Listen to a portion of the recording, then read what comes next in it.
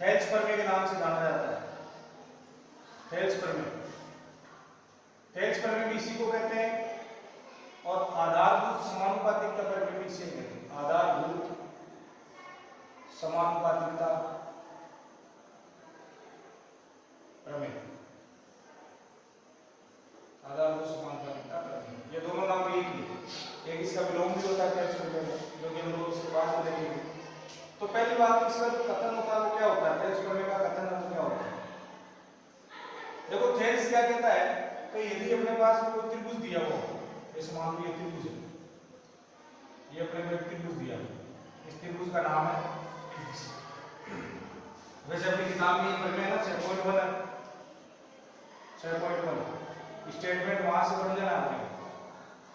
फिर एक त्रिभुज दिया हुआ, थेल्स कहता है कि यदि किसी त्रिभुज में, जैसे एक त्रिभुज दे दिया आपने, इस त्रिभुज में हम लोग एक ऐसी रेखा खींचे जो कि एक भुजा के समांतर हो, किसी के भी ऐसे खींचेंगे तो इसके समांतर हो जाएगी, और यहाँ खींचेंगे तो इसके समांतर हो इधर वाले के, और यहाँ खींचेंगे तो इसके समांतर हो, कैसे खींचे तो नीचे वाले के समांतर।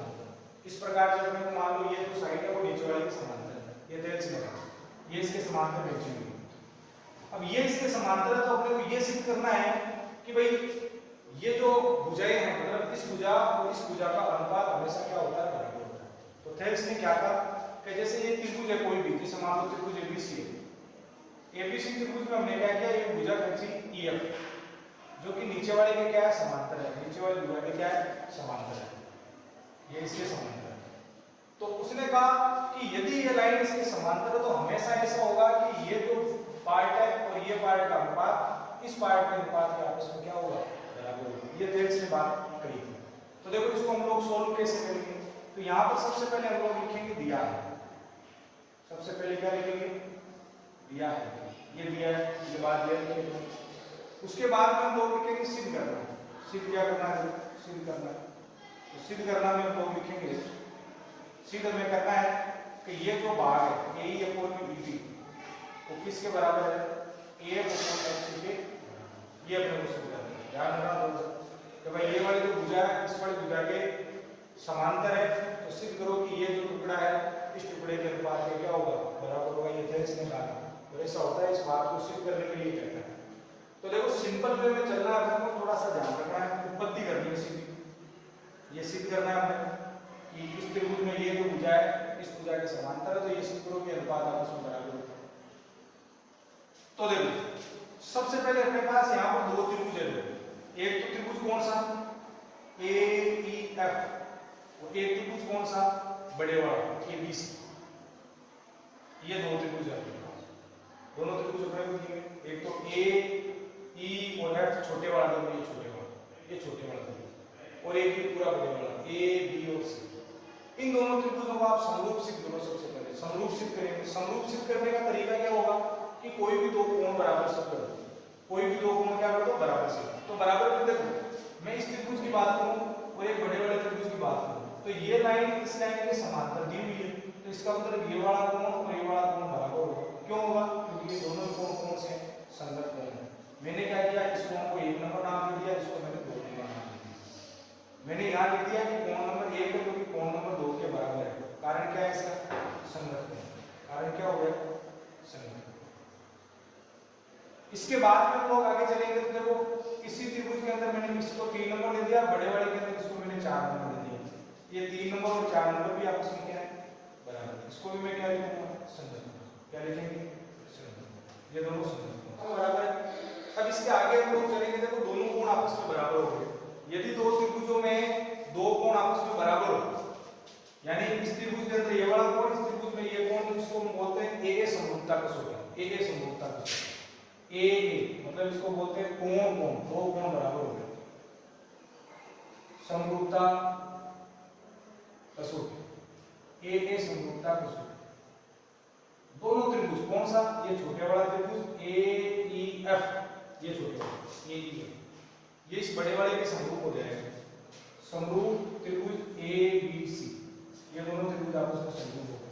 अब अभी हमने बात की थी सबसे पहले कि यदि दो त्रिभुज परस्पर समरूप होते हैं तो उनकी संगत भुजाएं क्या होती है, समानुपाती होती है। तो समरूप त्रिभुज है तो यहाँ लिखेंगे हम लोग संगत भुजाएं, संगत भुजाएं। समानुपाती होगी, समानुपाती। अब संगत भुजाएं समानुपाती होगी, इसका मतलब क्या हुआ वो अपने को यहाँ पे देखना। तो संगत भुजाएं समानुपाती होने का मतलब हुआ कि छोटे वाले की ये वाली भुजा, छोटे वाले ए भुजा, तो बड़े वाले की कौन सी आ जाएगी, ए बी इसके नीचे आ जाएगी, और फिर छोटे वाले की इधर वाली भुजा ले ली ए एफ, तो बड़े वाले की कौन सी आ जाएगी, इसके नीचे ले। अब कोई भी अनुपात यदि आपस में बराबर है, जैसे मान लो 1/2 बराबर 1/2, तो इनको उल्टा करेंगे तो ये 2/1 बनेगा, ये भी 2/1 बनेगा, ये भी आपस में क्या लेंगे बराबर, ये सही है तो ये भी सही है, उल्टा करने पर अनुपात कोई रहता है। तो यहाँ देखो इनको आपस में उल्टा करो, ए बी अपॉन में ए लिख लिया और बराबर ए सी अपॉन में क्या लिख लिया, ए लिख लिया, ऐसे। अब ये जो ए बी दिया हुआ है, इस ए बी के अपने को 2 टुकड़े करने पड़ेंगे। कैसे 2 टुकड़े, देखो ए बी यहाँ से यहाँ तक जुड़ी है, तो इसके 2 टुकड़े कर देंगे। ए बी क्या लिखेंगे, एक तो ए लिख देंगे और प्लस में क्या जोड़ेंगे, उसमें ई बी जोड़ेंगे, तो ये ए बी के बराबर आ जाएगा, ए प्लस में, और बटे में क्या आ जाएगा, इसमें ए बराबर। AC को भी 2 भागों में बांट दो, देखो AF अपॉन में FC, AF प्लस में FC और अपॉन में AF, ऐसे इस प्रकार से। अब हम लोग थोड़ा सा इसको आगे लेके चलते हैं, जब ऊपर देखना थोड़ा सा ऊपर बना देते हैं। अब इसके बाद में देखो इस चीज को हम लोग कैसे लिख सकते हैं, ये यहां तक पहुंच गए हम लोग, AE प्लस में EB अपॉन में AE बराबर AF प्लस में FC अपॉन में AF, यहां तक पहुंचे। अब अलग अलग करो इनको, इसके नीचे अलग, इसके नीचे अलग, अलग अलग कर सकते हैं। AE के बटे में कौन आ गया, AE आ गया, प्लस EB के बटे में कौन आ गया, AE आ गया, AF के बटे में कौन आ गया, AF आ गया, FC के बटे में कौन आ गया, AF आ गया। ये देखो कट जाएगा एक बार, ये भी यहाँ पे कट जाएगा इससे एक बार, मतलब A प्लस में EB अपॉन में AE, यहाँ पे देखो A प्लस में FC अपॉन में AF, ये एक से एक कट जाएगा दोनों तरफ से, तो ये बचेगा EB अपॉन में AE बराबर FC अपॉन में AF। अब आप इसको वापस उल्टा कर दो, क्योंकि अनुपात तो भाई सेम ही रहना है, तो वापस आप इसको उल्टा करोगे तो AE अपॉन में क्या आ जाएगा, EB आ जाएगा बराबर AF अपॉन में क्या आ जाएगा, FC आ जाएगा।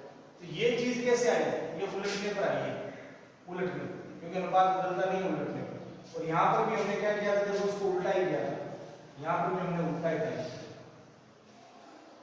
तो ये अपने को बात सिद्ध करनी है, और यही थेल्स ने कहा था कि यदि किसी त्रिभुज में आप एक ऐसी लाइन खींच लो जो कि एक भुजा के समांतर हो, तो ये जो टुकड़े होते हैं ना, ये टुकड़ा इस टुकड़े का अनुपात इस टुकड़े के अनुपात के बराबर होता है, जो कि आपको